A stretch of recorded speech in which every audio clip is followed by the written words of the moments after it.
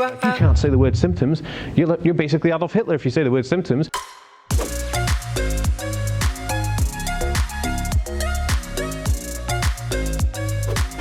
Staples around the room.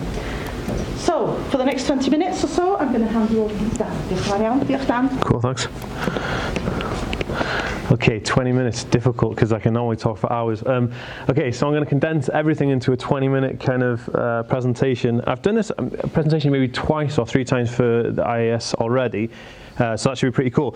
So yeah, I'm Dan, and this is my brand, or like, I don't know what you want to call it. My professional name is TheAspieWorld. I have a diagnosis of Aspergers syndrome, ADHD, OCD, and dyslexia, and I'm also an international best-selling author in 3 languages. And I currently, for like what I do for work in advocacy, is I am a YouTuber or social media influencer, where I influence and educate people about like my personal life experiences and things like that, which is kind of cool. So like I said, it's called the Aspie World. My channel's currently at almost at 72,000 subscribers, which is crazy. I get about 1.6 million individual views every single 28-day cycle, which is crazy good. And it's crazy good because of the amount of people who are watching it are getting educated and learning things, which is really, really awesome. One of the things I'm trying to do is build authority through what I'm doing, so that we can then try and take something that's like, you know, an army of people online who have a condition or want to better educate the world with a condition, and then take that to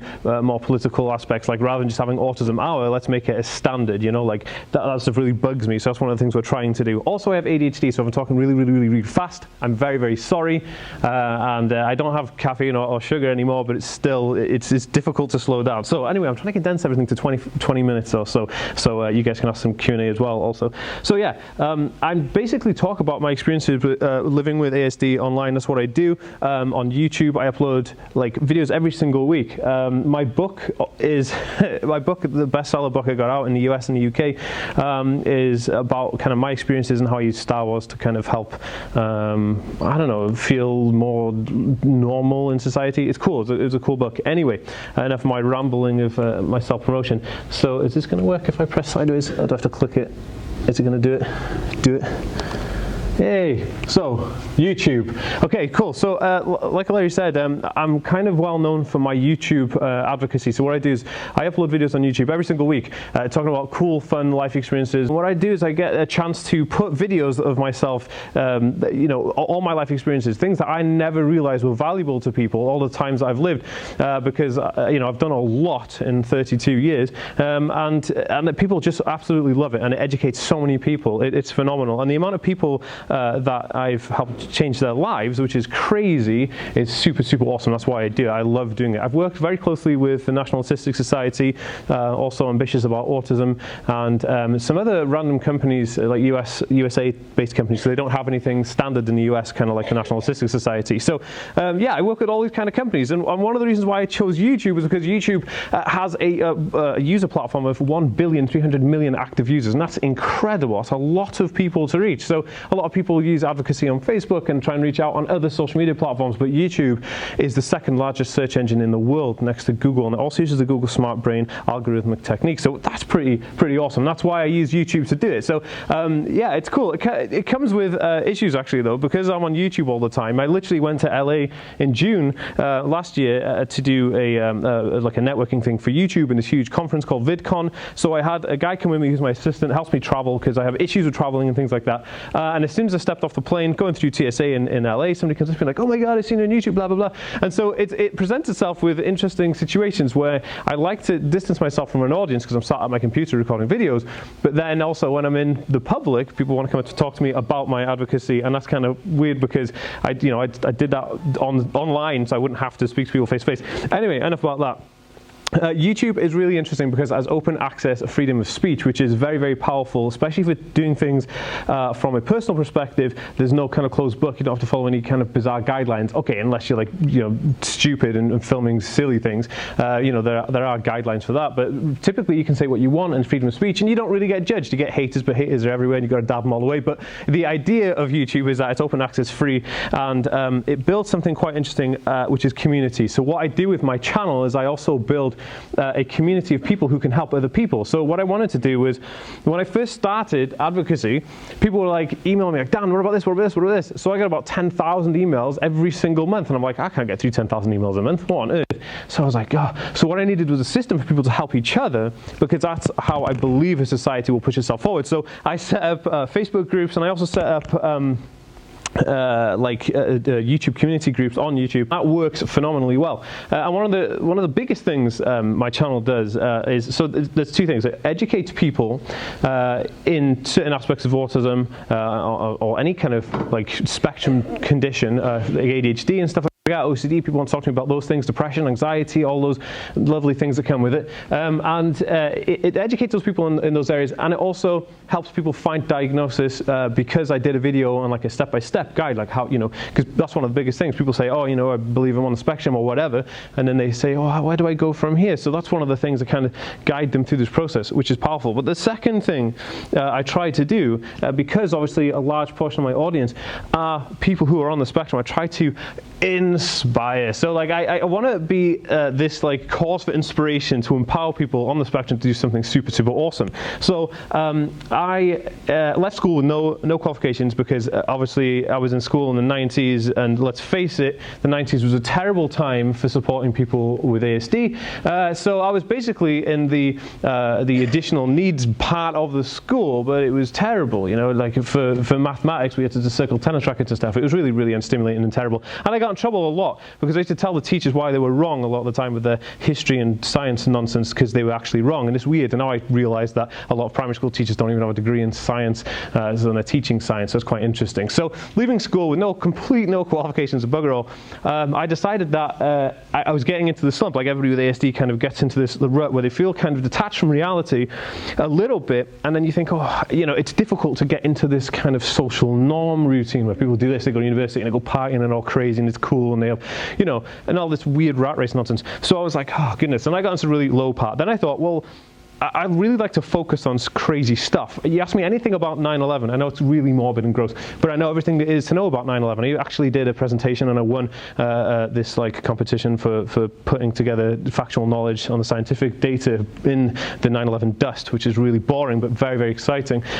So I know everything about it, and then I realized that I could actually hyper-focus on something for a long time and learn a lot about it. So I was like, oh, I'm a dyslexic, but I also have a book out. So one of these things I wanted to do is change my perspective and my viewpoint in life from being like this person who was very low in self-esteem, to push myself forward to doing crazy cool things. So the first thing I did was I wanted to set goals, and this is what I tried to do to inspire people with ASD, is say, like, if you have a goal or an idea, you want to do something, well, set your mind to it and do it. And I'm like living proof of that, because I played music for many years. The first thing I did, I wanted to play music and get a record out, right? So I decided that I wanted a CD out in Japan. I don't know why, it was just a cool idea at the time, because Japan is a cool music scene.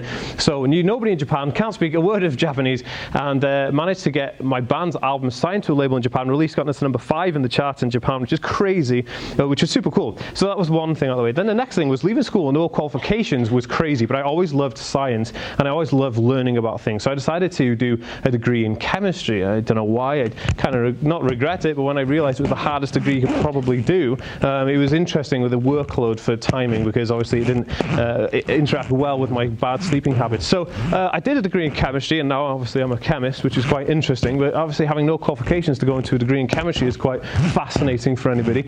And then with YouTube, so one of the things I wanted to do was create a job as well, because I've worked in different kind of sectors, and I've always kind of had to leave because I've had emotional issues. So it's really embarrassing. So you go to work and then you have this huge meltdown, and they're like, what's wrong? And I have no idea. So they're like, okay. So then my doctor's like, you can't work more than these many hours. I'm thinking, who's going to give somebody a job for 2 days a week, and how's that going to pay the bills? So I realized that I had to create something creative for myself, though I could, be this person who lives in society, contributes towards society, and isn't kind of like depressed all the time. So YouTube was that platform for me, but I had to learn about it. So going from no subscribers at all and doing nothing on YouTube and watching like countless hours of people how to use algorithmic SEO, which is how you like search engine optimization on YouTube. How do you get your channel to come up first on YouTube so people see your videos and it grows? Basically, that's the idea. So I watched all these like channels and these TV shows on how to do it, you know, and these experts tell me about SEO. Excuse me. And one of the best things was, and this is crazy, in like January of 2018, I was watching this show called Video Influencers, where these guys talk you through how to make your channel cool, and I'm like, these guys are the experts. Then I got really obsessed with it. Like everybody else with their history gets really obsessed with something, and I was like, oh my God, I love this. Algorithmic SEO, it's mathematics, it's just amazing. So I just completely obsessed with it for ages. My girlfriend hated it. She still does, because I'm still obsessed with SEO marketing. And then I went to LA to this VidCon, and the irony was I was actually interviewed by that channel. So from January I was watching them, and then in June I was interviewed on their channel as an expert, telling them how to grow their channel, which is quite interesting because I had exponential growth. So all that stuff I find super, super interesting, and realizing that like I'm just like anybody else on the spectrum, so there's no limit to what you can do. So the inspiration part, I love doing that, and I call it the autism superpower. So I try to get people to that's a cool image, isn't it? I stole it, so yeah, I didn't make this, so it's cool. So I try to get people to use autism as a superpower, because a lot of people find it as this really negative thing, and it does impact people's lives negatively, I guess, and I feel that from time to time. But if you focus on the negative, it's a downward spiral. So what I try and do is I try and be as upbeat as possible in videos to get younger people or anybody who is surrounded by ASD or involved with it to realize that there's super good potential. Because people say to me like, oh, you know, I've got no good focus in life, and I got no way of getting a job. I say, what are you interested in? I say, gaming. Just actually making videos online, streaming yourself playing games. It's crazy. They make way more money than I do.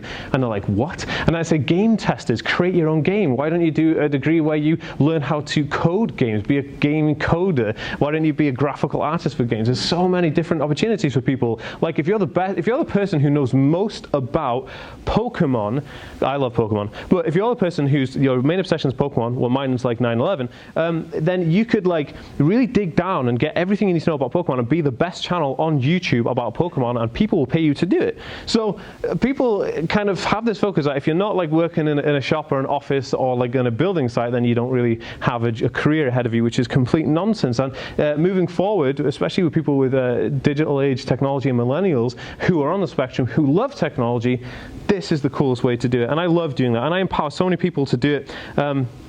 Yeah, it's just kind of like, I don't know, I find that part fulfilling. Also working with the National Autistic Society and other people, raising awareness and raising understanding. And the idea of the channel, or the idea of the work that I do is, like I said, I empower people to use something positively and like push themselves forward to being awesome. But I also educate people from real life experiences. And I don't, it's hard to explain. Like there's this huge divide in the community as well. I'm not like, there's this huge divide in the autism community. I don't know if you've ever seen it, but you have people who will say like, you can't say the word symptoms.